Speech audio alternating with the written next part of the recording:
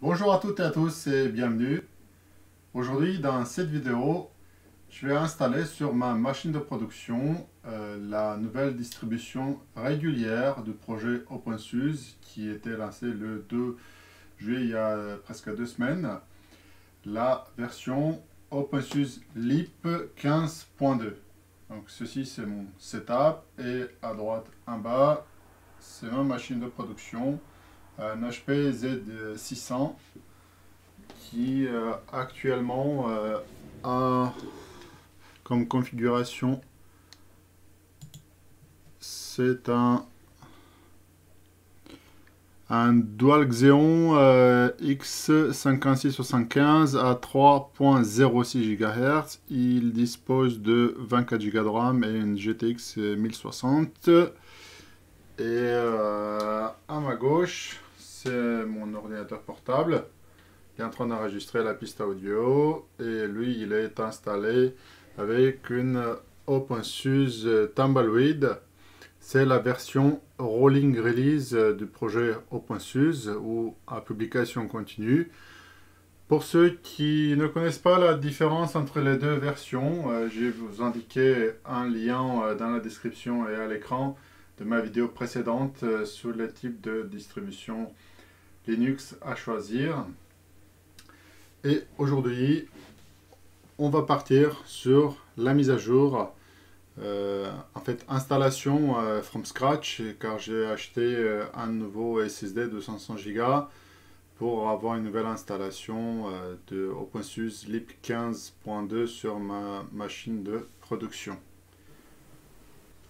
L'annonce a été faite sur distrowatch.com de lancement de la version OpenSUSE 15.2. Dans les release notes, ce qu'on peut lire avant de se lancer dans l'aventure, c'est que elle apporte des nouveautés, beaucoup de nouveautés sur l'intelligence artificielle et sur le machine learning et gestion des conteneurs, donc tout ce qui est Kubernetes et compagnie, donc principalement pour les services Application as a Service qui sont très utilisés dans le cloud. Si on passe rapidement en revue les nouveautés, donc on apprend que la version OpenSUSE Leap 15.2, version régulière du projet OpenSUSE, est disponible sur x64, ARM64 et Power. Ensuite, dans les nouveautés, voilà, les packages liés à l'intelligence artificielle, on a TensorFlow, PyTorch, Onx, Grafana et Prometheus. J'utilise Grafana à titre professionnel dans mon activité quotidienne au travail. Ça permet de faire des beaux graphes, des stats pour les rapports, donc c'est super sympa. Je suis content qu'aujourd'hui, il y a un package officiel dans OpenSUSE 15.2. Et une nouveauté, donc, où on a un noyau real-time qui est disponible. Ça, c'est pas mal aussi.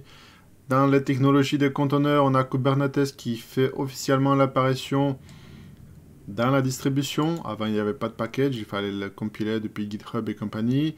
Donc aujourd'hui, il vient aussi accompagné de Helm et Cilium, des logiciels dédiés pour l'administration et pour la sécurisation et load balancing sur les conteneurs. Et aussi la 15.2 offre aussi la possibilité d'installer un serveur en mode transactionnel, ça veut dire un mode mise à jour atomique où en fait ça base sur la possibilité de snapshot de file system ButterFS pour faire les mises à jour. Les mises à jour sont faites dans un snapshot et si vous êtes content de la nouvelle état de système, vous décidez par la suite de commettre ces changements sur le file système de production. C'est super important de pouvoir faire des mises à jour régulières sur des systèmes de production qui n'ont pas forcément, ne se permet pas le luxe d'avoir des reboots régulières. Donc ça, c'est une très bonne addition à la distribution. Par ailleurs, Transactional Server, vous pouvez l'installer avec Tumbleweed qui est beaucoup plus adapté à ce genre de mise à jour atomique et régulière. Ensuite, on apprend que bon, rien n'a été ajouté de plus par rapport à la façon de gérer, donc il n'y a pas d'évolution esthétique sur l'installeur. Bon, ce qui est bonne et mauvaise nouvelle. Bonne nouvelle que bon, on travaille avec déjà connu. Mauvaise nouvelle, c'est que voilà, il n'y a pas de nouveauté et j'aurais bien aimé une simplification, car vous allez voir par rapport aux autres programmes d'installation Ubiquiti de Ubuntu ou Calamares de Manjaro et les autres distributions, c'est un peu plus compliqué, mais bon, moi ça me convient parfaitement, mais c'est peut-être pour les nouveaux, ça va leur faire un peu peur, mais n'ayez pas crainte, je suis là avec vous pour vous aider. Ensuite, qu'est-ce qu'on apprend que voilà, donc il y a des installations en mode inattendu avec AutoYast. Ok, super. Donc, il gère mieux les partitions BitLocker et meilleur management pour les périphériques de stockage sur Raspberry Pi. Super. Et gère mieux la mitigation sur les failles de sécurité Spectre et Meltdown dans les processeurs Intel. Ensuite, improvement, l'amélioration apportée à YAST. Le partitionneur, l'outil de partitionnement qui est jusqu'à présent l'outil le plus puissant de toutes les distributions Linux que j'ai testé à présent, et c'est en toute fierté et sans aucune modestie qu'ils le disent, et c'est tout à fait vrai. Donc on a la possibilité de créer des volumes BAT-RFS sur plusieurs disques, et cette version-là, la 15.2, une version de transition pour faire la séparation entre le répertoire /etc et /user etc. D'accord, donc l'IP peut être exécuté depuis WSL, Windows Subsystem for Linux. Bon, moi, ça c'est rien de nouveau, la 15.1 aussi, elle pouvait, donc il y a des améliorations de compatibilité par rapport à ça, oui, c'est pas mal, c'est chouette. Dans les environnements graphiques, on a 3 environnements de base qui sont proposés, donc il faut savoir pour les nouveaux, OpenSUSE, c'est une distribution K2 centrique. Et aujourd'hui, la 15.2 intègre la version K2 Plasma Long Term Support 5.18, ce qui est pas mal. GNOME vient avec la version 3.34 et XFCE la version 4.14. Bien évidemment, d'autres Window Manager sont disponibles et c'est dans une installation particulière. Donc vous choisissez, on verra tout à l'heure. Genix Desktop, et c'est par là que vous avez la possibilité de choisir d'autres environnements de bureau à part K2 et GNOME qui sont proposés par défaut. Nous avons aussi, voilà, mais bon, ça je pense que ça n'intéresse pas grand monde, des images pour Cloud, le service Cloud de Linode et Tuxedo Computers vous offre aussi des netbooks avec la version LIP 15.2 déjà préinstallée, ce qui est pas mal. Mise à jour générale de toutes les composantes du système. Voilà, donc nouvel environnement graphique, nouvelle librairie système, donc tout a été mis à jour. Voilà, la pandémie, bon, ne pas oublions cette pandémie Covid-19 qui a foutu un peu le monde dans la merde. Donc il y a des applications comme GNU Health qui est fournie en version 3.6.4. Voilà, donc la distribution aussi se mettra à jour, à mettre à disposition des utilisateurs des applications spécifiques liées à ça s'ils peuvent les aider. Bon, je ne sais pas si ça peut faire grand chose, mais bon, c'est bien d'en avoir. Configuration Management, SALT 300, enfin arrive dans la version, donc logiciel aide à la gestion et l'administration. Pour la partie groupware et gestion des fichiers, donc on apprend que on a meilleure intégration avec les services Nextcloud et groupware via l'application Copano, bon, ancien connu sous le nom de Zarafa, c'est pas mal. Et un petit mot avant de démarrer, c'est sur la gestion du cycle de vie. Chaque version OpenSUSE, c'est une version régulière qui sort une fois tous les ans et elle est supportée pendant 1 an et demi. Ça veut dire que aujourd'hui, tous ceux qui ont la version 15 installée, ils sont priés de se dépêcher de faire la mise à jour d'ici la fin de l'année parce qu'elle est encore supportée pendant 6 mois. Pour télécharger la distribution, rien de plus compliqué, il faut se rendre sur le site opensuse.org. Nous avons les deux distributions qui sont proposées au téléchargement. Donc aujourd'hui, nous allons partir sur la lib qui nous intéresse. On clique ici. Là, sous le bouton Install lib, clique. Et ici, nous avons le choix d'installation, de téléchargement de l'image, d'installation, pardon. Moi, je conseille à tout le monde de télécharger les fichiers torrent. Si vous avez une application qui gère les torrents, moi j'utilise toujours qBittorrent. Donc pour ça, il n'y a rien de plus simple. Vous cliquez ici, vous sauvegardez le fichier torrent dans votre répertoire de téléchargement. Comme vous pouvez le constater, moi, pour accélérer la vidéo, j'ai déjà téléchargé en amont le ISO de la distribution. Voilà, vous sauvegardez le fichier et vous l'ouvrez par la suite avec l'application de téléchargement de torrent.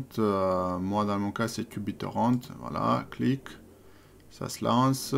Voilà, et vous avez la possibilité, je vais dégager celle-là parce que ça... Hop, ok. Donc, vous faites ici, clic sur Open, cherchez le fichier torrent, vous le paramétrez là où vous voulez que ça télécharge. Par exemple, pour ne pas écraser le fichier qui est déjà présent, OpenSUSE lib 15.2, voilà, et OK. Et il part pour le téléchargement. Donc, quand le téléchargement c'est terminé, on va pas passer maintenant le temps à télécharger, donc j'interromps tout ça. Je supprime, ok. Quand le téléchargement est terminé, il y a l'étape qui consiste à vérifier les sommes de contrôle qui sont très importantes pour vous assurer que le fichier téléchargé correspond bel et bien à l'image qui vous est mise à disposition depuis les serveurs source du projet OpenSUSE. Pour ce faire, vous avez ici le fichier checksum. Un simple clic dessus, ça vous permet de le sauvegarder. J'ai déjà sauvegardé, vous voyez que là, il me propose de le sauvegarder avec un nom différent. Une fois qu'on l'a téléchargé, il faut vérifier cette somme de contrôle. Pour faire simple, moi j'ai créé une petite commande pour faire cette vérification de manière plus simple. C'est ici, je vais mettre tout ça dans la description pour pouvoir le copier. C'est très simple, donc bon, il affiche la somme, la checksum qui est disposée. Voilà, il va calculer le checksum de fichier ISO téléchargé. Et si les deux coïncident, ben, il va afficher OK. Donc là, hop, je vais faire CTRL-C, copie, clac de la commande. Je me mets ici dans le terminal. Je me déplace dans le répertoire de téléchargement où j'ai téléchargé le fichier ISO et je vais coller la commande. Donc il va tout simplement comparer ce checksum, voilà, avec celui qui va calculer pour le fichier ISO téléchargé. Si les deux coïncident, c'est bon. Il reste qu'une dernière étape, celle de écrire ce fichier ISO sur une clé USB pour pouvoir par la suite démarrer et installer la distribution. Ah ben bonne surprise, regardez ici, donc c'est OK. Donc l'image nous avons téléchargé n'a pas été altéré au passage, ce qui est très bien.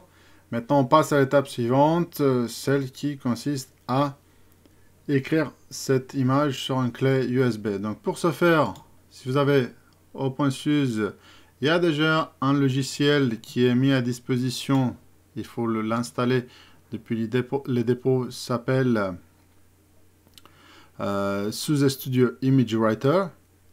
Sinon, moi, ce que je vous conseille, ce que je fais pratiquement tout le temps, télécharger sur Balena Etcher, ici. Vous arrivez, cliquez, il va détecter automatiquement le système d'exploitation sur lequel vous êtes. Si c'est Mac ou Windows, c'est pareil. Hein.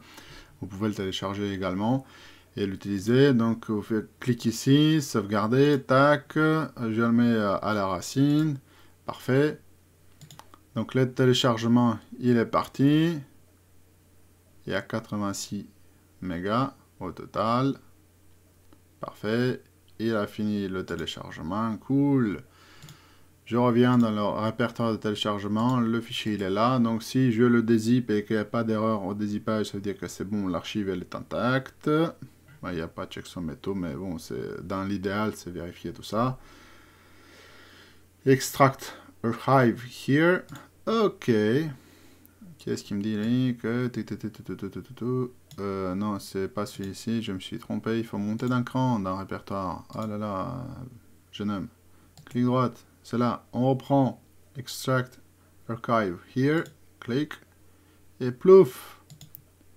On a une app image. Les app images, en fait, c'est des applications universelles qui n'ont pas besoin de les installer. Vous les téléchargez, vous les exécutez directement, à condition que le fichier il est exécutable.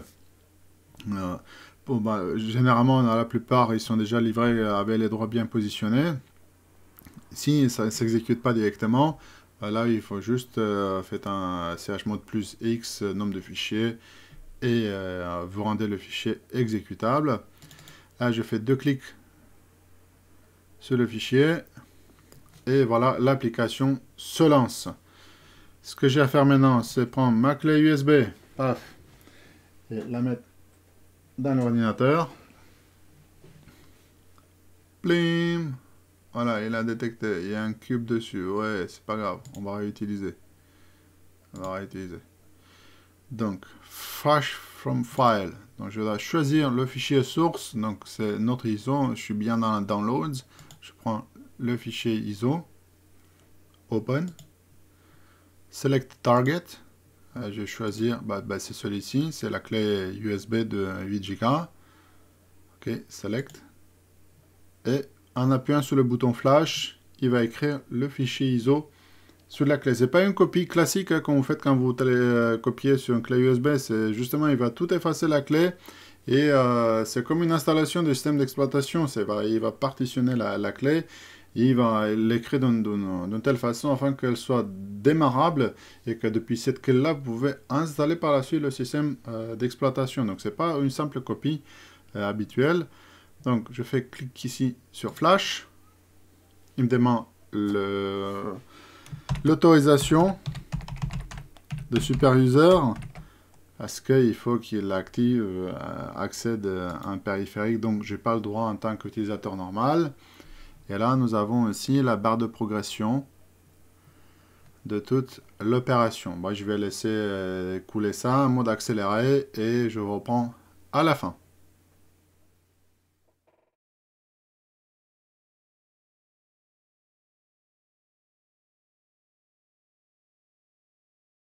Voilà, l'écriture de la clé USB c'est terminé. Le logiciel Etcher a déjà fait une vérification, ce qui est super bien. Ça veut dire que le fichier était écrit correctement sur la clé, il n'y a pas d'erreur. Donc on ne risque pas d'avoir des erreurs à l'installation. Maintenant, ce que je vais faire, c'est redémarrer, entrer dans le BIOS. Changer le périphérique de démarrage sur le nouveau disque dur et démarrer depuis la clé pour installer la OpenSUSE lib 15.2. Suivez-moi. Tac, tac, tac. On fait tout proprement. Clic. Reboot.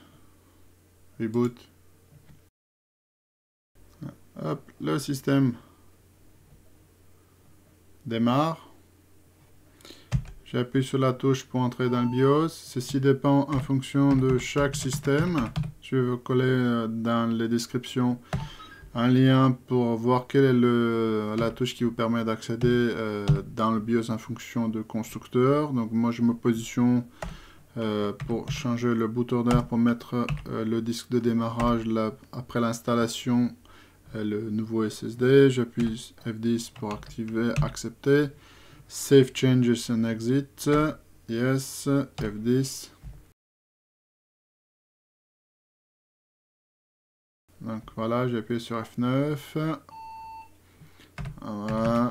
J'ai des sécurités un peu partout, c'est normal, c'est ma machine production. Clac, USB device. Et là, je vais partir démarrer sur la clé USB. Et voilà le programme de démarrage de OpenSUSE. L'installation depuis la clé USB est lancée. Nous avons ici plusieurs options. Démarrer direct depuis le disque dur.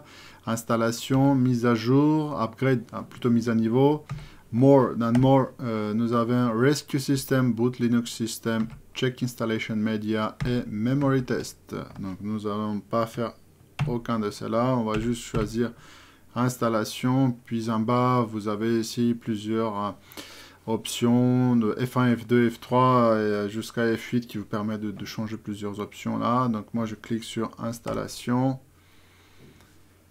Il est parti, donc il charge le noyau Linux. Et après ça, le programme d'installation. Donc il y a tout ça qui défile, c'est parfait.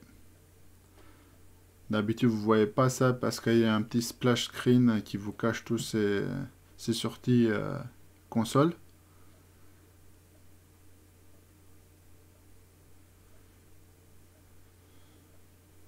Et là nous sommes partis sur l'étape chargement de l'installeur OpenSUSE. Bon, ça prend quelques secondes.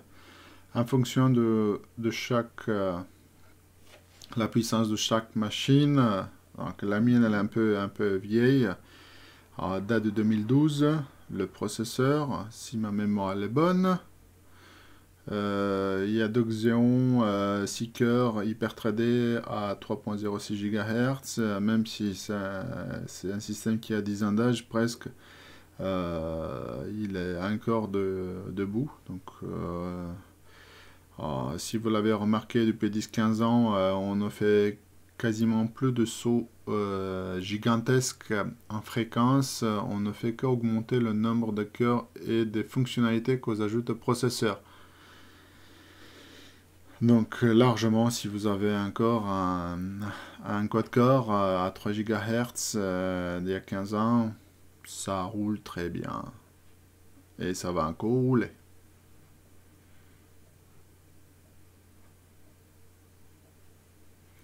Voilà, donc nous sommes partis sur la partie graphique de l'installeur qui vient d'être lancé.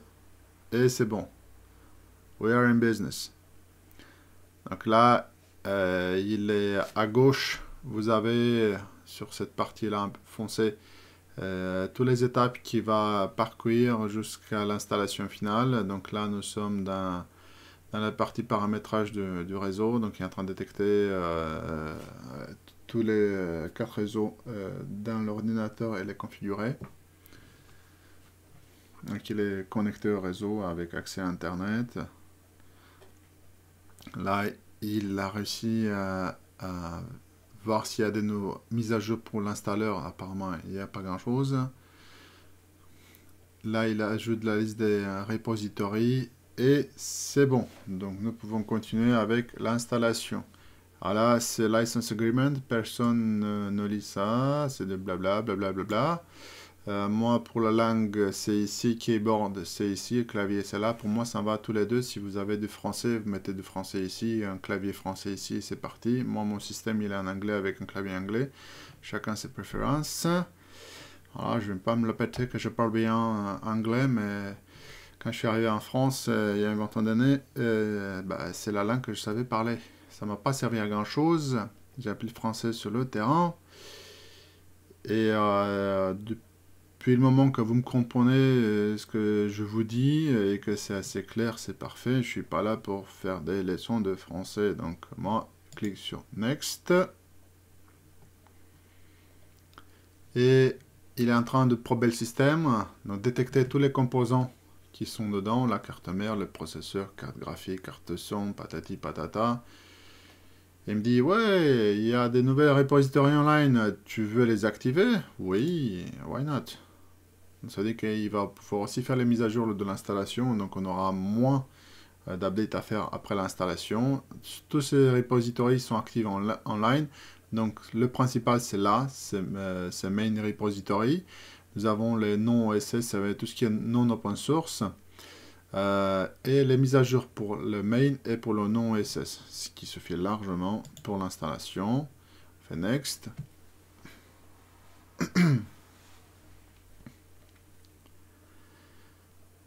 Donc là il est en train de les ajouter. Après ça, il va faire la différence entre ce qui est sur la clé USB et ce qui est en ligne. Et en cas de nouveauté, il va nous dire le delta qu'il va devoir télécharger. Mais comme nous sommes à 2 semaines depuis le lancement, il n'y a pas grand chose qui est ajouté. Donc la partie téléchargée, ça va être infime. Maintenant, comme je vous ai dit tout à l'heure, voici les options qui nous sont présentées lors de l'installation. OpenSUSE, c'est une distribution un peu KDE-centrique. Maintenant, la version SLED, SUSE Linux Enterprise Desktop, est plutôt GNOME-centrique.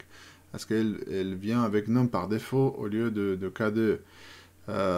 Si vous aimez KDE, vous installez, vous cliquez ici et on passe à l'installation. Si vous souhaitez du GNOME, vous cliquez ici et on passe à l'installation. Si vous voulez XFCE ou un autre environnement graphique, vous cliquez ici et les choix vous sont donnés par la suite. Si, pour je ne sais pas quelle raison, vous voulez installer un serveur à partir de cette version-là, donc c'est possible ici en vous installant une version minimaliste en mode texte. Et si vous voulez en fait monter un serveur transactionnel pour monter votre service cloud à la maison et vous faire la main un peu sur Kubernetes, il faut plutôt choisir celle-ci. Donc c'est pas le cas de cette machine, c'est plus pour faire la production pour mes vidéos. Donc je vais choisir KDE Plasma. Ne me jetez pas des pierres, j'adore cet environnement graphique. Là, c'est l'étape de partitionnement. C'est là où devient un peu plus obscur pour les novices. Parce qu'on ne comprend pas ce qu'il veut nous dire. Ne vous inquiétez pas, c'est pas compliqué. Donc là, il a détecté que j'ai un NVMe d'1 giga, il veut s'installer Mordicus dessus. Moi, je vais dire non, on va pas faire ça. On va faire autre chose. Je clique ici sur Guided Setup. Même si je suis expert et que je sais comment ça se partitionne, je vais prendre ça pour la simplicité, ce que vous allez tous faire. On clique sur Guided Setup. Je décoche celui-ci parce que je ne veux pas qu'il m'installe Linux dessus. Je veux qu'il m'installe là-dessus, sur ce disque-là, /dev/SSD, qui est mon SSD de 500 Go. Voilà, et je clique Next. Maintenant, il pose deux questions qui sont cruciales. Vous voulez du LVM et chiffrer le disque. Oui, je veux du LVM parce que c'est plus facile de chiffrer un volume LVM. Et ensuite, chiffrer le disque. Je chiffre tous mes disques. Même si celui-ci, il est stationnaire à la maison, je ne me balade pas avec parce que vous avez vu, il fait 30 kg le truc. Pour toute sécurité, je chiffre tous mes disques durs. Donc si vous ne chiffrez pas vos disques durs, c'est vous qui voyez. Moi, je chiffre tous mes disques durs. Donc je tape un mot de passe.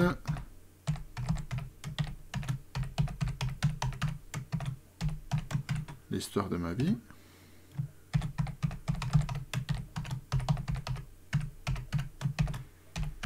Et elle n'est pas très longue. Parce que c'est quand même un mot de passe. Et on clique sur Next. Voilà, les deux mots de passe sont bons. Et on passe à la partition, l'étape suivante. Oui, il propose de ButterFS. OpenSUSE ont toujours été très avant-gardistes sur les file systems qu'ils proposent afin d'avoir de cutting edge. Donc là, aujourd'hui, ButterFS c'est le système le plus avancé, le système de fichiers le plus avancé sur Linux, et il le propose pour la partition système et avec les snapshots activés. Par la suite, si je veux une partition Home, il me propose aussi d'avoir un Home avec un file system au choix. Par défaut, il propose le XFS, ce qui est très bien, ça me va très bien. Et une dernière option ici, c'est avoir un espace séparé pour le swap. La bonne règle, si vous avez un ordinateur portable et vous voulez activer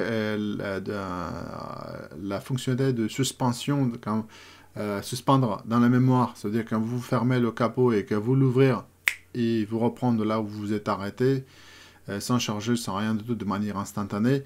Donc il faut cliquer ici. Là, le problème de ça, c'est que si vous avez 16 Go de RAM, il va vous créer 16 Go de swap. Et 16 Go de swap sur un SSD de 200 ou 500 Go, ça a quand même un sacré impact. Donc à vous de voir. Donc moi, comme ce n'est pas le cas pour cet ordinateur-là, je vais juste avoir un swap comique proposé par défaut. Et on y va. Voici ce qu'il va faire par la suite.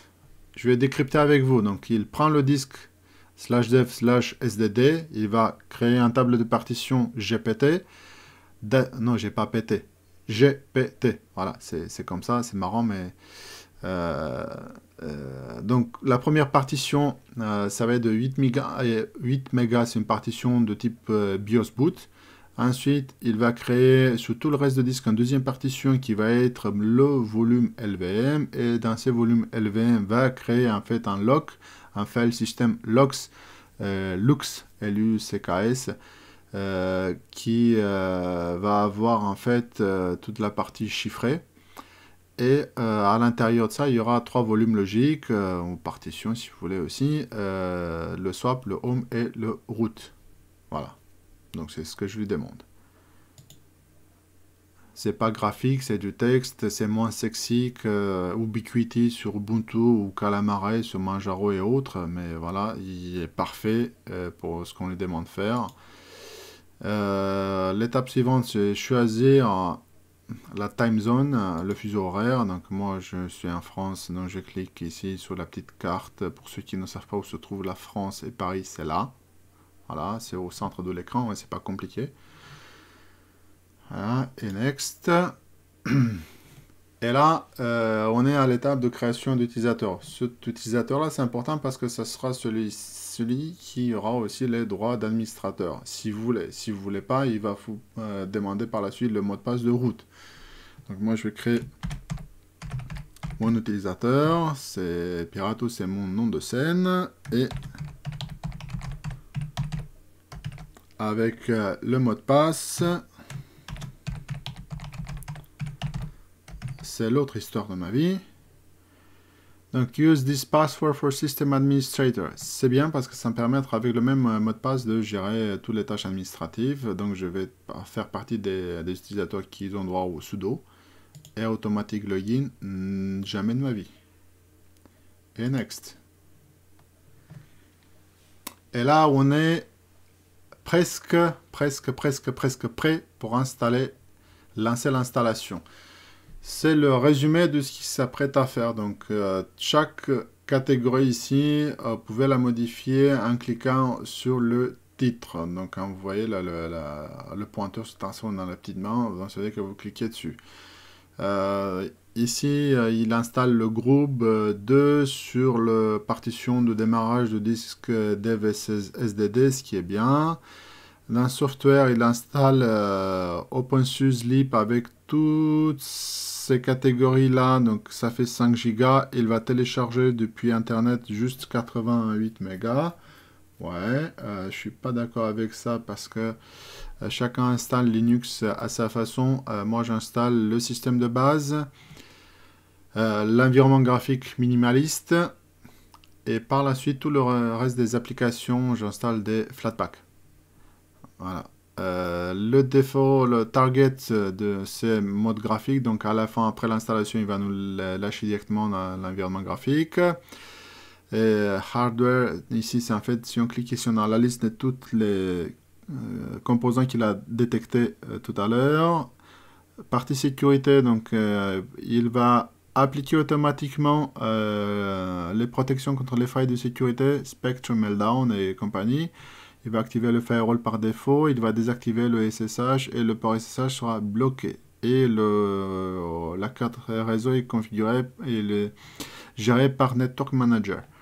Donc je ne suis pas d'accord avec le choix logiciel et je veux le modifier à ma guise. Je clique ici sur Detail pour pouvoir le modifier. Et donc Minimal System, donc c'est tout ce qui installe par défaut dans les applications de base d'un système Linux.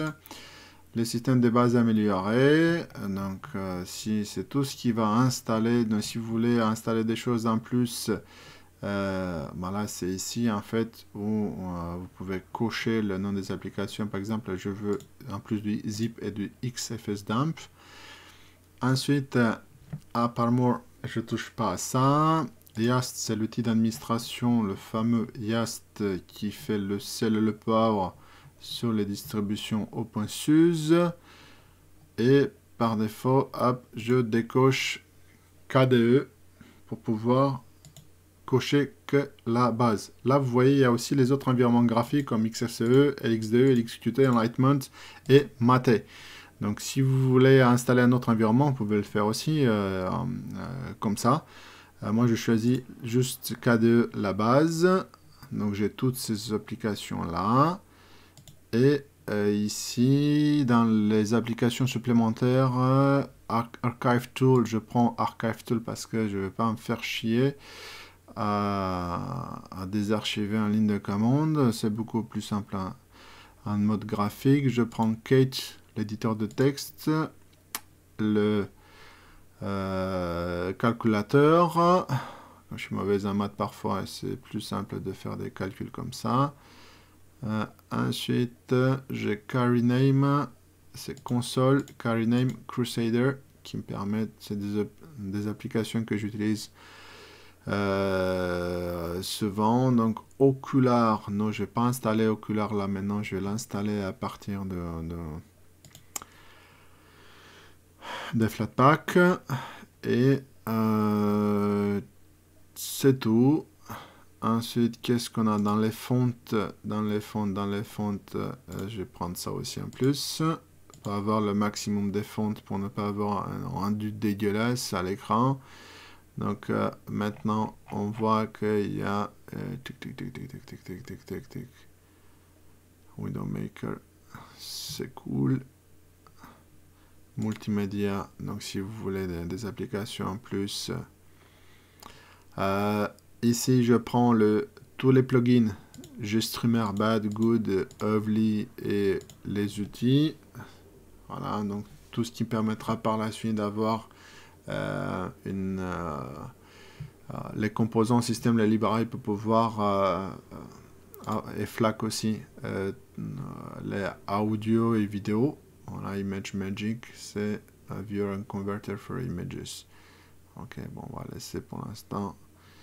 Et tous les autres, je vais les installer depuis Office Software. Moi, je veux rien d'Office. Graphics, Simple Scan. Voilà, c'est tout ça, Simple Scan. Et c'est tout. Tous les autres services, en fait, je n'en ai pas besoin. D'ailleurs, ils ne sont pas cochés. Si vous voulez, il y a la possibilité, en fait, de choisir et forger la distribution comme vous voulez. Moi, je prends juste ça, la partie minimaliste. Et ensuite, le reste, j'installe moi-même à partir des Flatpak. Là, je clique OK. Accepte, il y a tout ça, ajouter un plus à la liste. Et là, va recalculer la liste. Et de 5 Go, on est descendu à 3,8 et il va télécharger que 91 au lieu de 88. Bon, je prends sur un côté, je gagne un peu de l'autre, voilà. Et avec ça, donc on est prêt pour installer. Et je clique sur Install et c'est parti. Dernier avertissement pour la route. Si vous faites ça, vous avez tout écrasé sur le disque, rien ne sera récupérable. Je suis sûr et certain et je veux. Maintenant, prenez une tasse de thé, une bière et l'installation, ça va se dérouler devant vos yeux. Il y aura en fonction de un quart d'heure, une demi-heure, en fonction de la puissance de chaque ordinateur. Et moi, je vous reprends à la fin. À tout de suite.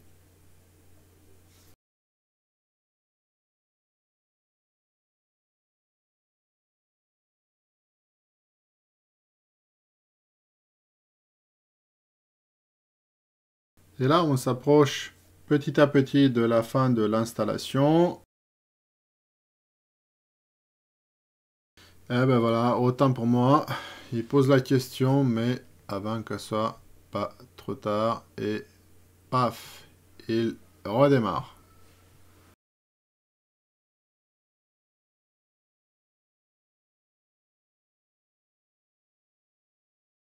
Et là, il démarre depuis le nouveau disque dur. On a installé, il me demande le mot de passe pour pouvoir déchiffrer le bootloader.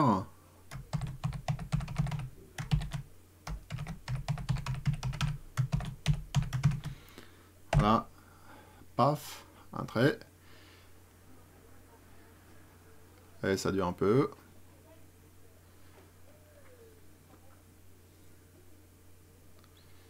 Et on a plusieurs options à l'écran. Donc démarrer au point Suslip 15.2. Option avancée, démarrer Windows. Oui, j'ai un Windows sur un disque dur pour la partie jeu. Parce qu'il y a quelques jeux qui ne veulent pas s'installer sur Linux à cause du système de protection à la con. Hein. Et aussi, il a vu que j'ai un 15.1 sur un autre disque dur. Il me le propose aussi. Donc moi, je continue avec la 15.2. Il y a quelques erreurs qui détectent, mais c'est pas bien grave. Et là, on a le fameux splash screen. Une petite animation, voilà. Maintenant, hop. Et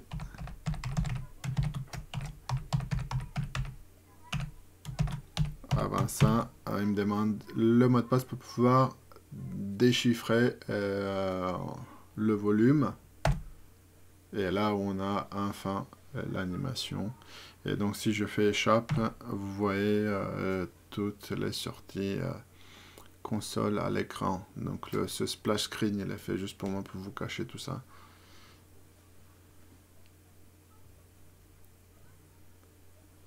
Et nous voilà à l'écran d'accueil, prêt pour se connecter pour la première fois sur ma nouvelle machine de production.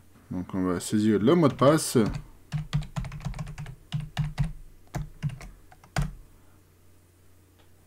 Et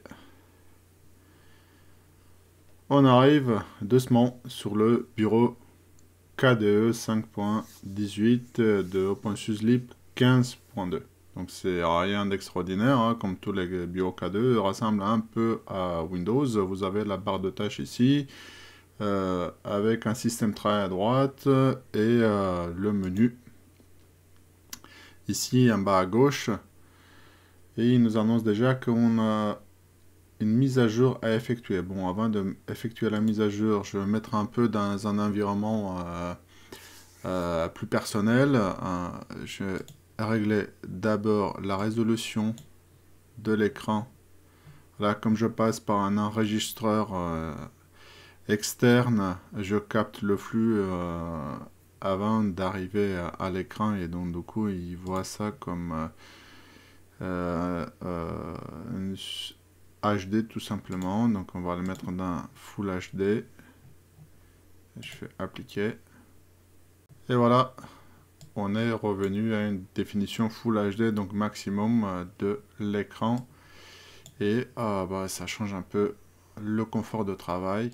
La première chose à faire à l'ouverture de session, quand vous venez juste d'installer la OpenSUSE lib 15.2, de mettre à jour les sources des packages, les repositories.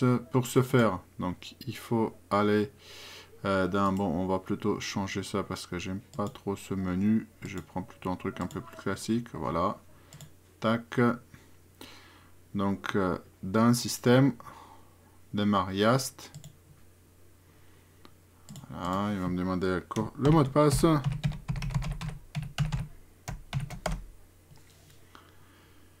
On va faire ça un peu plus grand. Ça, c'est le fameux panneau de contrôle de OpenSUSE qui vous permet de paramétrer toute la distribution. Donc, il n'y a pas besoin d'aller en ligne de commande et biduer les fichiers de config. C'est tout de manière graphique, comme on trouve sur Windows ou sur Mac. C'est la première distribution Linux à avoir fait ça avec succès depuis le début de la distribution dans les années 90, non, oui, 90 par là, 95, 96 de mémoire, et c'est amélioré, n'arrête pas de s'améliorer depuis. Aucune autre distribution ne lui arrive pas à la cheville, donc si vous êtes habitué avec Windows, ça va vraiment vous sentir un peu comme un poisson dans l'eau chez vous. Sinon, pour les autres, c'est juste une facilitation énorme des tâches administratives. Donc, moi, je vous ai dit, je clique ici sur Software Repositories pour gérer les dépôts. Donc là, on vient d'installer depuis la clé USB, je n'ai plus besoin. Je la supprime. Et pour en ajouter des nouveaux, notamment les dépôts communautaires, parce que par défaut, en fait, la distribution OpenSUSE, c'est un peu comme toutes les autres distributions, pour des raisons de licence et tout droit d'auteur, propriété intellectuelle, ils vous livrent que les applications purement open source. Et si vous avez besoin des codecs, des drivers propriétaires ou autres, vous êtes obligé de les installer après. Pour ce faire, donc, on va cliquer ici sur Community Repositories, Next. Et là, on a le choix parmi les Pacman. Pacman, en fait, c'est les repos communautaires qui contient tous les packages dont les droits d'auteur sont un peu biaisés, ou il y a du reverse engineering, sur tout un tas de codecs techno qu'ils n'ont pas besoin, droit de les... en fait, ils peuvent le faire, mais ils vont se trouver coller des process derrière, et ils n'ont aucune envie de faire ça. Donc, du coup, ils vous livrent une distribution dépourvue de tout ça, toute libre, toute full open source, compliant GNU/Linux, et après à vous par la suite de les installer à votre guise selon vos besoins et vos envies. Donc moi je coche Pacman, je coche les pilotes Nvidia parce que j'en ai besoin, et voilà la librairie pour accéder les DVD parce que j'ai un lecteur, voire 2 lecteurs de DVD dans cette bécane. Je clique sur OK. Il va me demander, voilà, de faire confiance aux clés de chiffrement de ces dépôts. Donc je les accepte, et du coup il les intègre dans la clé, dans son trousseau de clés. Et il ajoute les dépôts un à un. Et une fois qu'on a ajouté les dépôts, l'étape suivante, c'est de mettre à jour la distribution et faire changer les packages système par les nouveaux packages de ces dépôts-là. Donc pour ce faire, c'est très simple. Donc on clique ici sur Software Management. C'est l'interface, c'est le gestionnaire graphique de package comme Synaptic pour ceux qui sont habitués avec le monde Debian et compagnie. Donc ici, on va choisir vue par repository et je prends Pacman. et je clique ici sur Switch System Packages to the version in this repository, ce qui va changer en fait toutes ces composants des codecs qui font que finalement ça fonctionne pas complètement. Parfois vous avez le vidéo, vous n'avez pas le son, vous avez le son, vous n'avez pas le vidéo sur les YouTube et les autres chaînes de streaming et tout. Donc ce qui va résoudre le problème à tout ça, c'est ajouter le dépôt Pacman et changer les packages système vers cela. Une fois qu'on a fait ça, donc il va installer donc tous ces packages installés vers cette version là. On clique ici sur accepter, on accepte. Ok, il y a plusieurs là il m'informe qu'aussi sur NVIDIA on va passer sur les drivers propriétaires. Continue et je laisse l'installation se dérouler jusqu'au bout.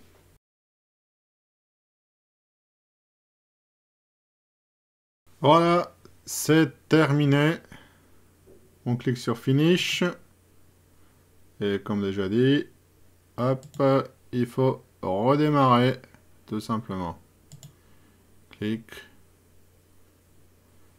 Restart. Et c'est parti. Maintenant, une fois que les mises à jour sont faites, l'installation des pilotes a été faite. Donc j'ai l'environnement prêt à travailler. Par contre, je n'ai pas beaucoup d'applications. J'ai 3 petits trucs ici qui, franchement, ça m'intéresse pas. Moot, système, bon, moi, ça, système, on les garde.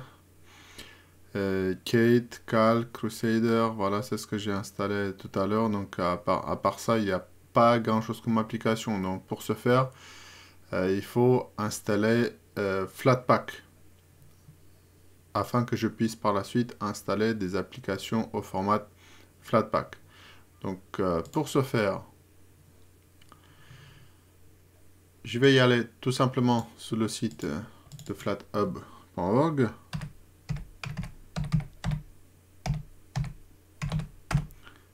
Clac. Et là, se trouve en fait, c'est un portail, un espèce de App Store, où vous trouvez en fait toutes les applications Linux qui sont au format Flatpak. Comment installer Flatpak sur la distribution? Il y a ici un Quick Setup Guide pour OpenSUSE. Ils nous ont dit qu'il faut taper cette commande-là en ligne de commande. C'est ce que je vais faire. Hop, password for root. Besoin d'autorisation pour lancer cette commande. Et il me dit qu'il y a tout ça installé, yes.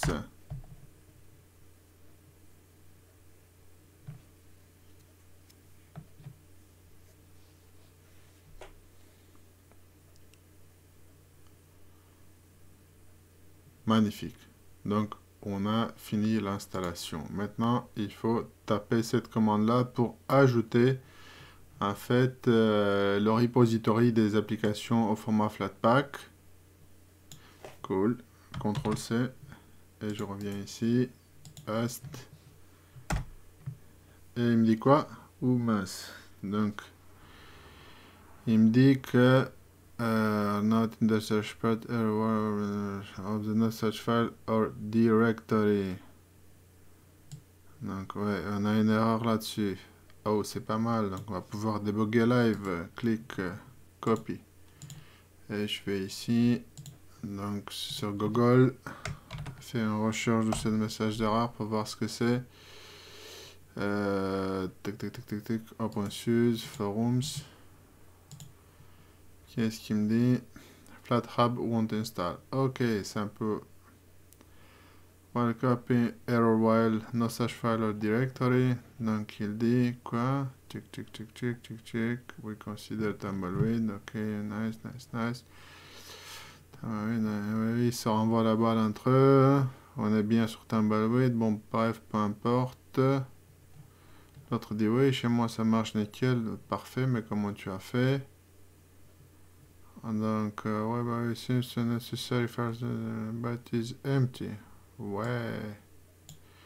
You probably already have those files. I'm just... Ok, c'est pas ça. Thank you. Il y a un autre à bord. Donc eux, ils se parlent, mais il n'y a aucun qui a trouvé la solution. L'autre dit que ça marche par défaut chez lui. C'est super. Bon, bah, ça arrive, hein. Il y a des utilisateurs chez qui ça marche, d'autres chez qui ça marche pas. Parfois, c'est lié au matériel. Parfois, c'est lié vraiment à la version qui vient d'être packagée, qui a un bug dedans. Donc lui, peut-être, il a installé une version ultérieure où le bug a été déjà corrigé. Donc, Tumbleweed, c'est déjà une distribution rolling release qui a toutes les dernières versions des applications. Là, OpenSUSE Leap, c'est bien au contraire, vise la stabilité. Donc, on a des versions des logiciels qui sont peut-être inférieures. Donc, qu'est-ce qu'il dit lui? Tac, tac, tac. Je lis en même temps que je papote avec vous. Ouais. Ok.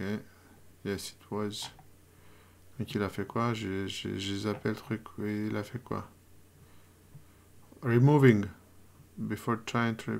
Ah oui, il faut que je remove ça. Donc c'est varlib flatpak repo. C'est le même? Ouais, bon. Il faut que je remove ça. D'accord. Donc ça va être sudo rm dir remove directory. Je vais balancer ça. Ah. Tac. Flaf. Bon, on va essayer de taper à nouveau la commande, voir si ça marche. Demande le mot de passe route. Déjà on avance. Ce qui n'était pas le cas tout à l'heure. Et... Ah, magnifique. Donc ça marchait. Donc c'était ça le souci. Bon, on vient de corriger un bug en temps réel. Donc c'est pas mal, c'est pas mal. Et maintenant, donc il faut... to complete restart the system. Bon voilà, je vais restarter le système une dernière fois. Allez, c'est parti. Mon kiki. Tac. Restart. On est bon. Voilà. Ça y est. Et comme vous pouvez le constater, il nous a déjà repris depuis où on s'est arrêté. Je l'ai un peu fait exprès pour vous montrer les quelques fonctionnalités de KDE.SUSE. Maintenant, pour installer les applications Flatpak, donc on revient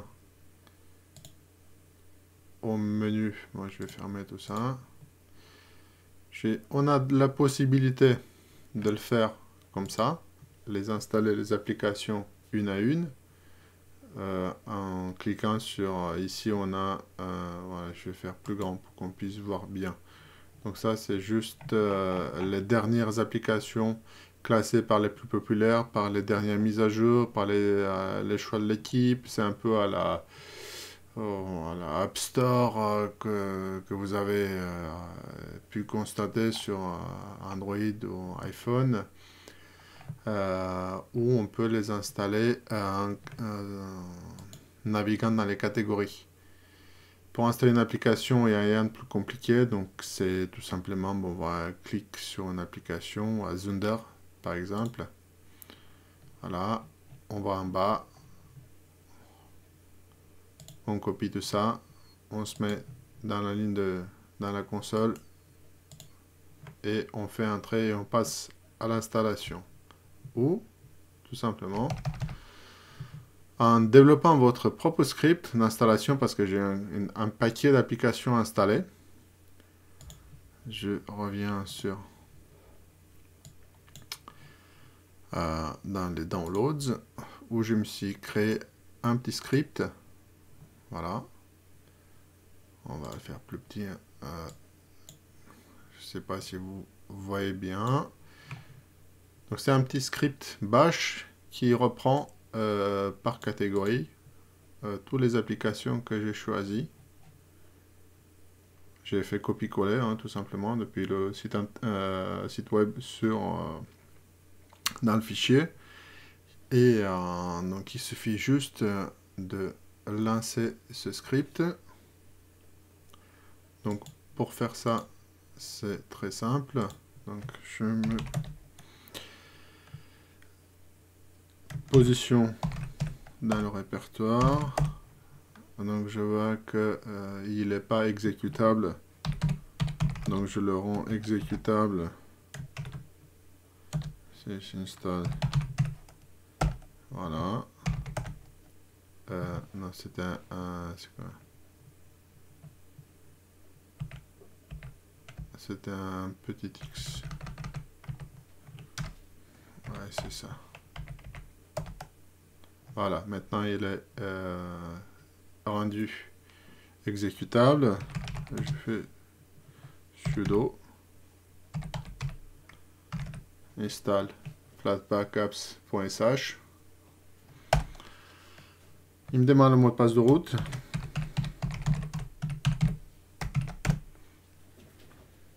Et il me demande si je veux installer tout ça. Oui, yes, yes. Donc ceci c'est pour Azunder. Et bien il va reprendre en fait toute la liste des commandes et il va les exécuter une à une jusqu'à la fin. Et moi je vous reprends à la fin pour qu'on fasse ensemble une personnalisation que je retrouve un peu la façon dont j'aime bien arranger mon interface graphique avec les couleurs tout à l'heure. Au final, ça donne ça. Donc, on a, je vais tout fermer. Hop, hop, hop. Toutes les applications étaient ajoutées. Par contre, il va falloir redémarrer la session, sortir et se reconnecter pour qu'on puisse avoir toutes les icônes qui sont bien en place.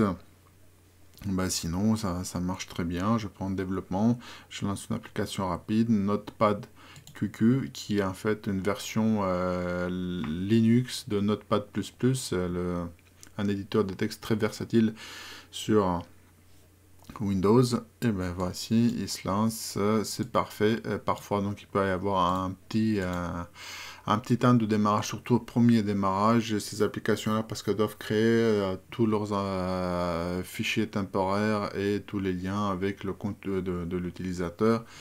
Et le premier démarrage, ça risque d'être un peu plus long que d'habitude pour les applications qui sont spécialement, que vous les installez depuis les packages. Maintenant, pour personnaliser la distribution, donc c'est très simple. Nous avons un large choix de thèmes. Global thème. Clique dessus. Donc, je peux installer la version sombre. La thème actuelle. J'aime bien les tons un peu sombres. Si celle-ci ne me satisfait pas, j'ai ici le bouton Get New Global Themes, où je vais les lister. On a la possibilité de les trier par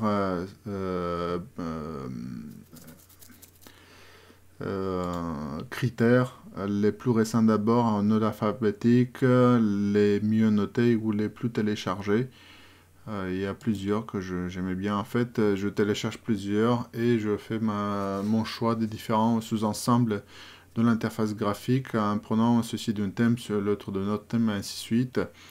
Et pour les installer, bon, moi c'est ça. Par exemple, ceux qui veulent Arc Theme, donc la fameuse thème Arc qui a été portée sur KDE. Et il suffit de l'installer comme ça. Elle est apparue ici. Je l'applique. Et on a Arc Theme pour KDE qui est arrivé. Donc ce qui est bien, c'est qu'elle garde un peu les icônes et tout. Et voilà, donc maintenant il a fait le refresh des icônes et les icônes sont apparues. Donc c'est toujours sympathique d'avoir tous ces... Bon, il y a des applications qui n'ont pas encore des icônes chargées. En fait, il y a toutes les applications que je viens d'installer depuis Flatpak qui ont des icônes, et les applis système, ils ont perdu les icônes. Donc là, c'est les dépendances avec les différents icônes, set d'icônes, qu'on peut les installer également. Donc All Settings, je reviens sur la partie ici icônes, et on a plusieurs types d'icônes. Donc celui-ci apparemment n'a pas d'icône pour les icônes système. Si je prends Advaita, donc Advaita, et je l'applique, voilà, il a appliqué les icônes. Est-ce que j'ai récupéré les icônes système? Non, toujours pas. Il manque. Ah oui, je pense qu'il y a des icônes système qui manque. Pour ceci, donc il va falloir lancer le YAST. Système YAST. Ici.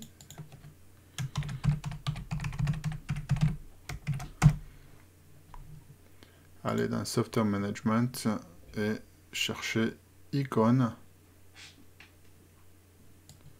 Voilà, icône, ICON. Et ici, il y a plusieurs types de set d'icônes sur lesquelles en fait c'est un espèce d'héritage. Il faut avoir les icônes de base pour que les thématiques puissent les hériter. Archicon theme, yes, celle-ci il faut l'installer. Ensuite, les Mocha icons. Mocha. Voilà, Mocha icon theme, ça y est, c'est bon. Il l'a installé parce que c'était une dépendance.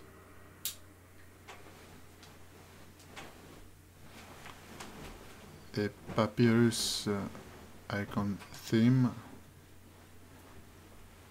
Oxygen Fiber Content Scalable. Oxygen, bon, on va mettre ça aussi. De toute façon, ça pèse pas beaucoup.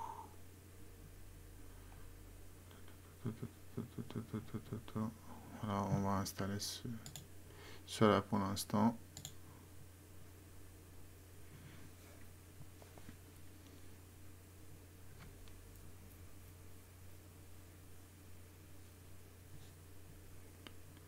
Et ceci devrait résoudre le problème des icônes qui ne s'affichent pas correctement.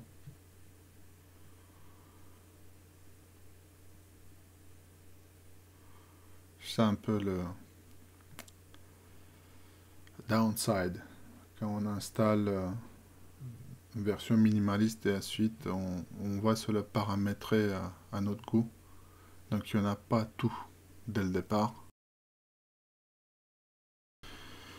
Et l'installation terminée. Clique sur Finish. Et on vérifie. Non, c'est toujours pas apparu, c'est pas grave. Je vais changer pour notre thème. Voilà. All Settings. Global Theme. Chercher une autre. Il y en a plusieurs qui me plaisent bien. Oops. Get the theme.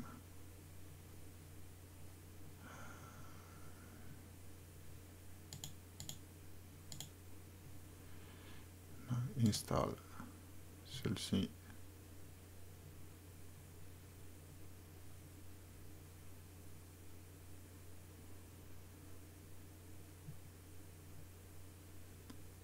Parfois ça peut demander le mot de passe, voilà.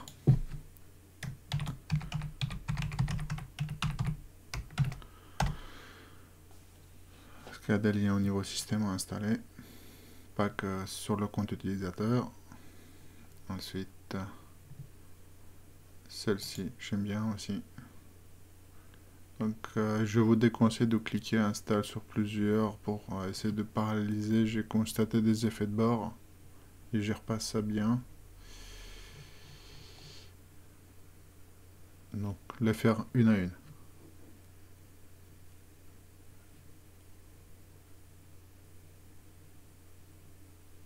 Je fais auto. Auto souvent pose des soucis. J'espère que ça va passer là. Ah bah non, raté.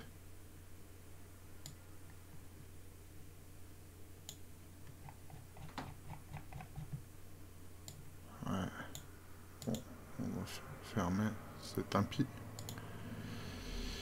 Kojir Dark, j'aime bien ce thème.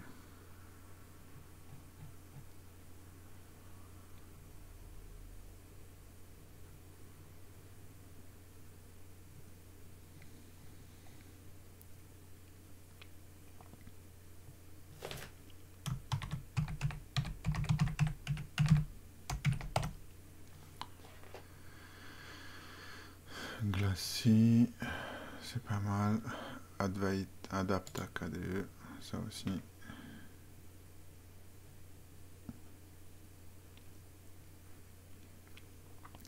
Cool. Glossy.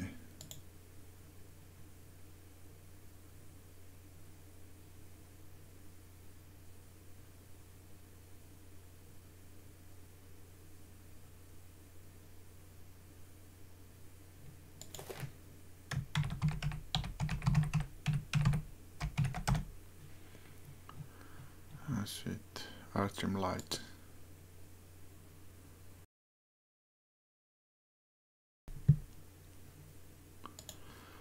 Matériel.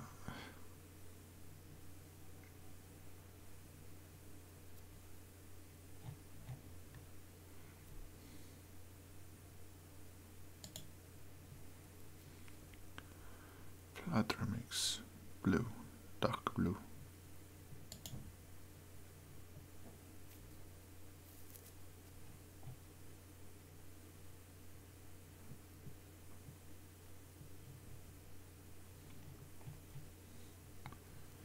Et il y en a encore un paquet, mais je ne vais pas toutes les installer. Je pense qu'avec ce que j'ai déjà installé, ça me suffit largement. Voilà, donc on fait close. Et je vais prendre celle que j'aime le plus, le Kojir. Apply.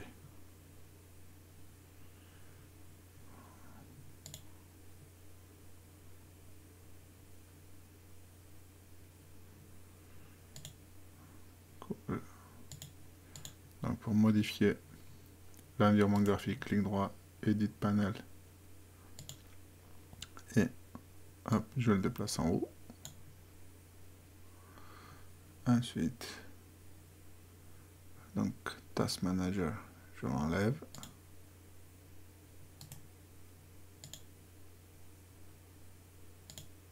Ah.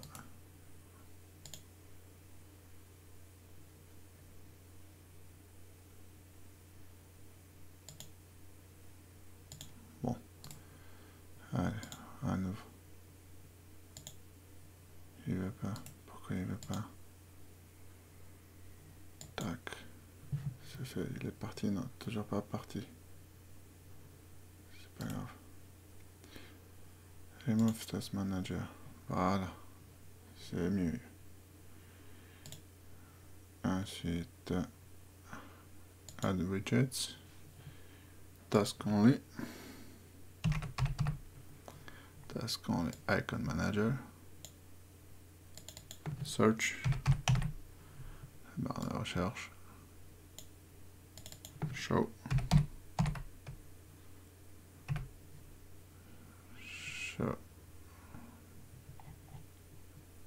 Show Desktop.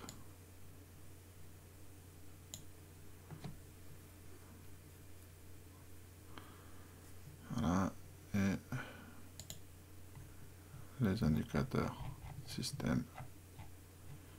C'était là. Logout. Ici. Ensuite.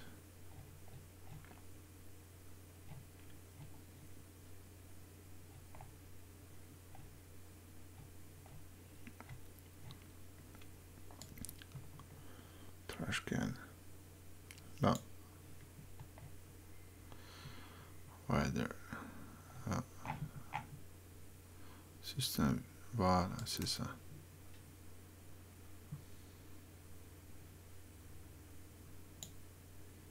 Parfait. On ferme. Et je déplace ça. Ici, champ de stop. Bon, on l'enlève. 1 suffit largement. L'heure, je la déplace ici et j'ajuste la hauteur. Parfait.